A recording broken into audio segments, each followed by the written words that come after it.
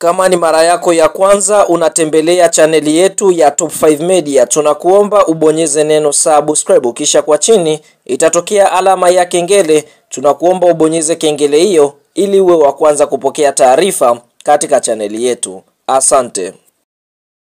Mchezo mkubwa wa ligi kusoka Tanzania bara almaarufu kama NBC Premium League ambao tumetoka kutazama siku ya leo kutokea katika uwanja wa New Amani Complex uliopo visiwani Zanzibari ni mtanange wa mzunguko wa 30 ambapo mechi imeikutanisha klabu ya soka ya Yanga Sports Club dhidi ya kikosi cha timu ya soka ya Dodoma Jiji kutokea mkoani Dodoma, ambapo mchezo huu umeweza kumalizika kwa klabu ya soka Yanga Sports Club kuweza kufanikiwa kuibuka na ushindi mbele ya kikosi cha timu ya soka ya Dodoma Jiji. Kabla ya kuendelea mbali, kama ni mdau wa Yanga Sports Club umeweza kufurahishwa na ushindi ambao Yanga wameweza kupata dhidi ya kikosi cha timu ya soka ya Dodoma Jiji, like video yetu, alafu sasa tuende kwenye comment section katuambie kwa upande wako ni mchezaji gani ambaye ameweza kukosha leo katika mchezo huu ambao Yanga walikuwa wakicheza dhidi ya Dodoma Jiji. Fahamu katika kipindi cha kwanza klabu ya soka ya Yanga Sports Club walikuwa aggressive sana, kwa sababu tunashuhudia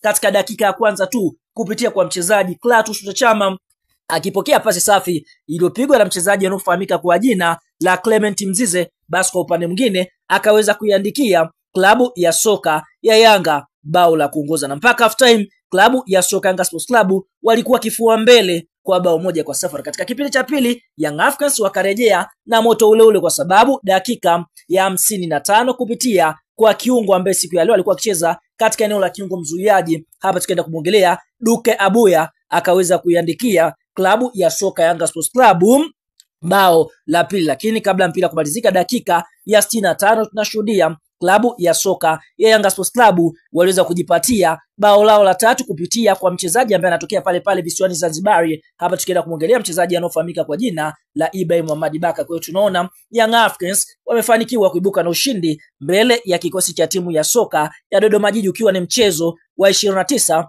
ligi kuu ya NBC. Mpaka sasa Yanga wamecheza michezo 29, katika michezo 29 wameshinda michezo 26, huku sare ukiwa ni mchezo mmoja wakipoteza michezo miwili. Young Africans amefunga mabao 79 huku yeye akiruhusu mabao 10. Goal difference ni mabao 69 wakiwa na pointi 79 katika nafasi ya kwanza ya msimamo wa ligi kuu ya NBC. Kumbukwe kituo kinachofuatia ni mechi ambayo itakwenda kuchezwa ya mwezi huu wa 6 tarehe 25 siku ya Jumatano dhidi ya watani wao wa jadi ambao ni Simba Sports Club. Kama Yanga akifanikiwa kuibuka na ushindi mbele ya Simba Sports Club, basi moja kwa moja watakwenda kuutwaa ubingwa wa ligi kuu ya NBC kwa msimu wa mwaka 2024 2025. Kwa hiyo watu wengi wanasubiria kuona mchezo huo ni matokeo gani ambayo yatakwenda kupatikana kati ya Yanga dhidi ya Simba, kwa sababu mshindi yoyote yule ndiye ambaye atakwenda kuubeba ubingwa msimu, kwa sababu tofauti ya alama